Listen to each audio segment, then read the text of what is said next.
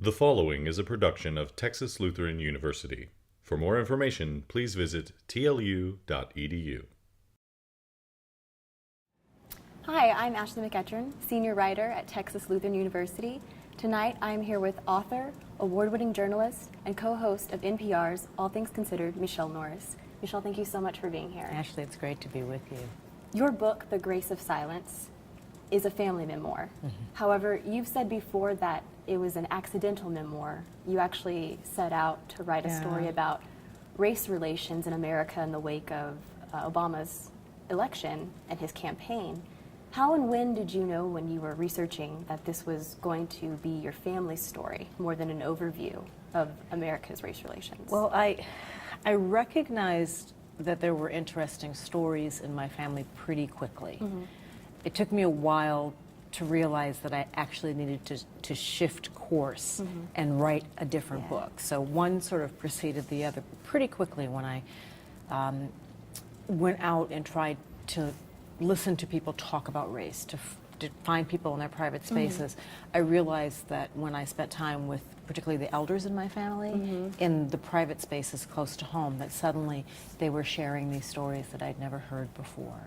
And over time, as I continued to work on that other book, and I actually got pretty far along writing that other book, I was spending a lot of time trying to research some of these other stories, trying to find more about what happened to my father, more about my grandmother's work, more about life in Birmingham in the 1940s and then later in the 1960s and 70s, when I would visit so often as a child. And at one point I called my editor and I said, you know, I feel like I'm writing the wrong book. And he said, of course you are. I know that. That's when you talk to me about the book, the things that you're most passionate about are these other stories. So I had a great editor on the book, and he was very understanding and knew that I had to go where the story was taking me. So your family story turned out to be the story that the race relations in America and what people went through. It was sort of the spine. It was the template that I could use to explore race relations over time. And it wound up being less contemporary and more of a look back. Now, you've also mentioned how you wish you hadn't learned some of the stories and secrets at this point in your life. Maybe you wish you had learned them earlier on. How important is it for younger people to know and understand where they come from and ask questions? It's so important. I mean, I've become almost evangelical about that. I so deeply regret that I didn't have a chance to talk to my family about some of these things, that I never had a chance to sit down and talk to my father about this. These are secrets that he kept to himself. He didn't even share them with my mother. It turned out that there were lots of people in the family who all knew about this, and they all kept this covenant of silence. And he's gone, and most of my uncles are gone. So I never had a chance to actually ask them questions about this, and that's part of the quest that really pushed me forward.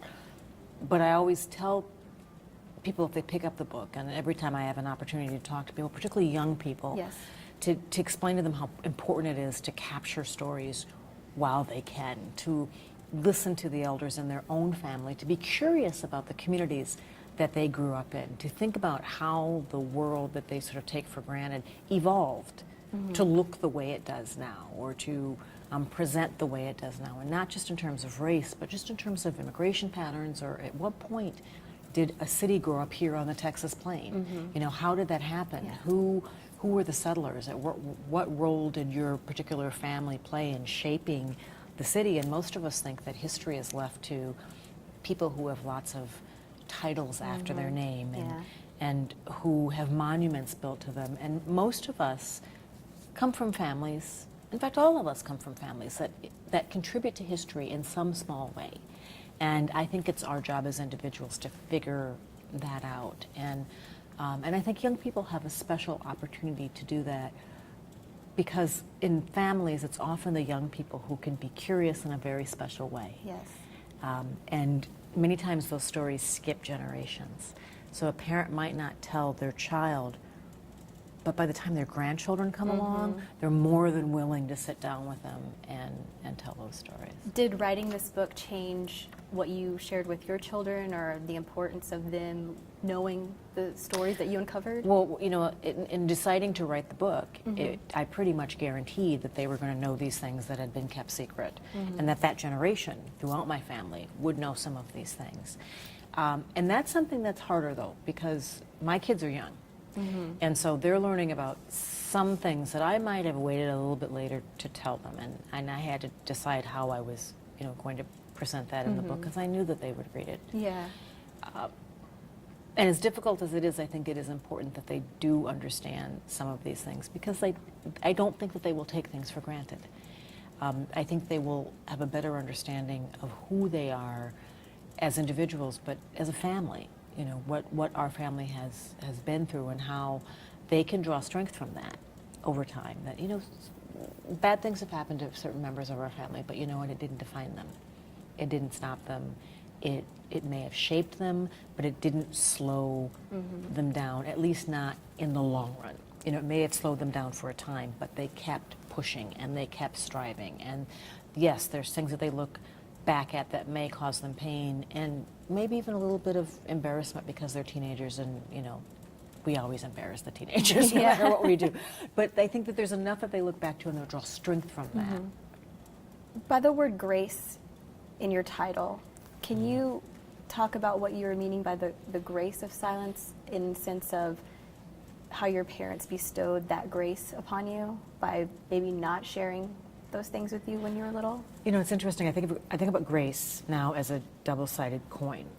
When I chose the word grace, I had one thing in mind, and I now I've come to realize that it represents something else as well.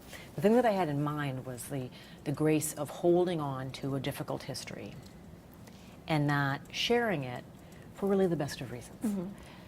To not feed. I realized that, particularly in my father's case, given what happened to him early on, he was shot. As you read the book, so you know, he was shot by a police officer upon returning from war during a period where black veterans were trying to find their way in society and trying to register to vote and trying to become full citizens at a point when America wasn't really ready to embrace that.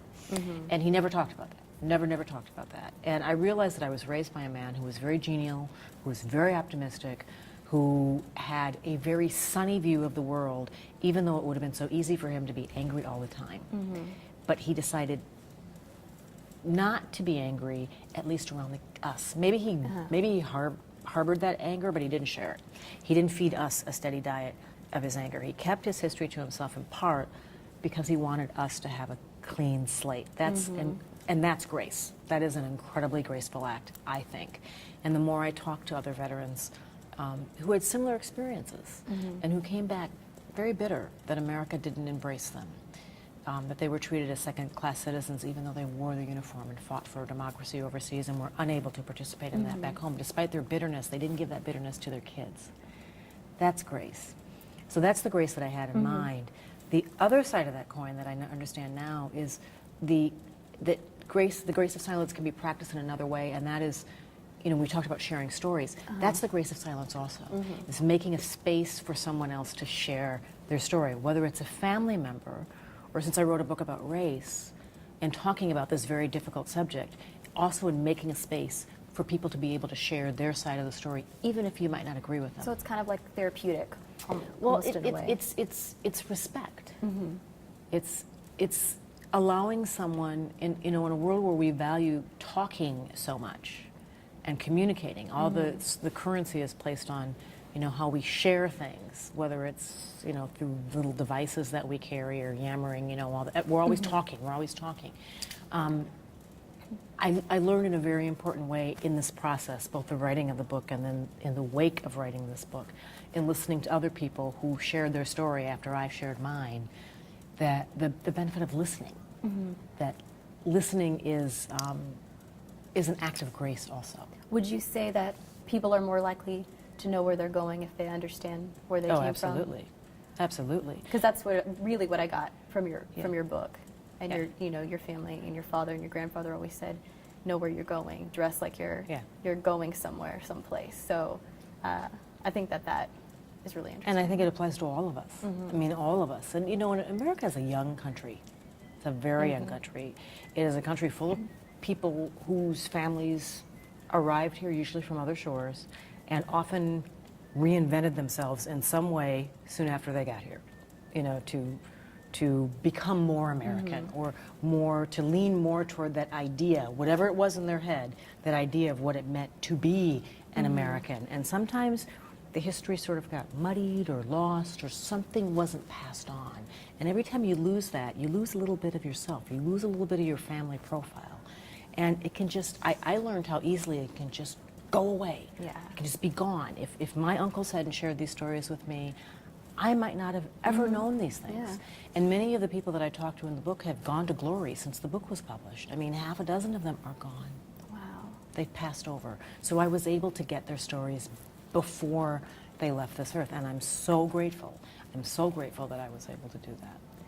Going back to what you were initially intending on writing the book about, can you briefly discuss race relations in America in a post-Obama world, where he's now the leader of our country? And you know, we heard this term a lot when he was, and it was one of the things that made me want to write a book about race, is because people were talking about America sliding into a post-racial stature, and the term post-racial was never really fully defined, but it sort of suggested that we were moving to a place where race wasn't important anymore. And I thought that people were actually thinking about race in very interesting ways, and that's what I wanted to capture.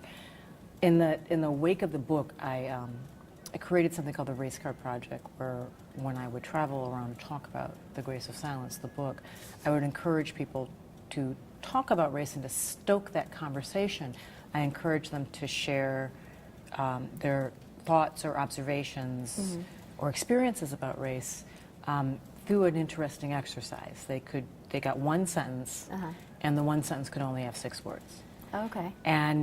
And through that, it's a lens that I can use to see and understand how people think about race in this moment. And it's been a real education to me in the things people share. I now have more than 10,000 submissions from every state in the country, and now increasingly thanks to online, thanks to Twitter and Facebook and things like that. They come in from overseas even. And going back to this notion of post-racial, maybe there was this suggestion that at some point we'd reach this moment where race was off the table. And I don't know that there's an end point. It's just that it manifests itself in different ways that as the country becomes ever more diverse, there are sort of new issues and new ways and new ways that we, new things that surface that we have to sort of think about and wrestle with. And that's not necessarily a bad thing. You know, there are things that are still very, very complicated, but there's a lot more openness in some ways to talk about things and to sort of put things on the table that people just were unwilling to talk about before. So this is definitely a topic that deserves discussion, and it's just do you think it's an ever-changing topic? Or? I think it's ever-changing, and I think it's you know, it's sort of all around us sometimes, but we usually only focus on it when it erupts, when it's a, you know, sort of a big issue, when it's a, you know, whether it's battles over affirmative action or immigration reform. But it is, you know, if you look around, there are, if you go to the mall, if you go to the workplace, you know, whether you might live in a community that's fairly homogenous, but when you step outside your community, chances are you're going to see people who don't look like you. I mean, America is just a much more integrated place than it used to be, and the census numbers suggest that you know that just is going to keep moving in that direction. So, you know, one of the reasons I think that people have a hard time talking about race, and that maybe people were so eager to try to move toward this idea of a post-racial America, is because race is always seen as something that has to be tawdry or ugly or uncomfortable. And perhaps a young generation can lead the way in showing us that it doesn't always have to be that way. You know, a generation that listens to each other's music, that just has a much easier approach to things, that that older generations really, really struggle with because of laws and customs that was actually going to be my, that kept people that apart. was going to be my closing question is, what would you say to college-age students who maybe were taught that it's not okay to talk about race or to be careful about those kinds of discussions, because sometimes they might think that it's not okay to have those types of conversations. What do you say to them about how maybe they should approach it, or if they see something and they want to know more about it? Well, there a couple things. One, know the difference between race and racism. Mm-hmm. Because one of the reasons people are afraid of race is because they think it's going to quickly slide into racism, mm-hmm. or that someone will be charged or be labeled as a racist, mm-hmm. or someone who's insensitive or bigoted in some way.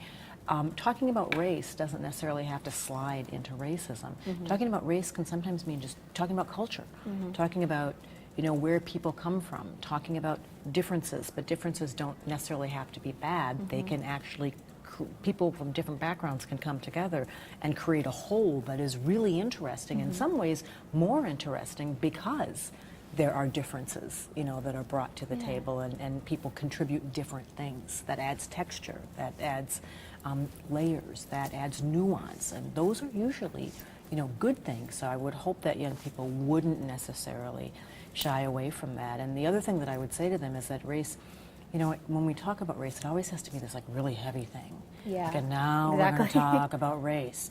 And it just sounds like, and now we're going to force feed you lima beans with no butter. You know, I mean, we're not even going to make it interesting. You just have to eat it. And instead of that approach, sometimes it's just simple. Sometimes it's you see someone who is different than you. Mm-hmm. Maybe they look different. Maybe they just come from a different world. Maybe they eat something that you've never heard of before. Mm-hmm. And sometimes talking about race can be as simple as, tell me a little bit about yourself. Mm-hmm. And that's really not just about race. It's about education. It's about educating yourself. It's about expanding your horizons. And if you think of it like that, expanding your horizons sounds a lot more interesting than lima beans with no butter. So yes, very. No disrespect to lima beans. But. Very, very informative. Thank you so much for being here with me this evening, and I look forward to your speech tonight. Thank you for having me. Students at TLU engage in high-impact educational experiences that include civic engagement, aesthetic expression, critical thinking, and a focus on intercultural knowledge in a community that welcomes the interplay of faith and reason.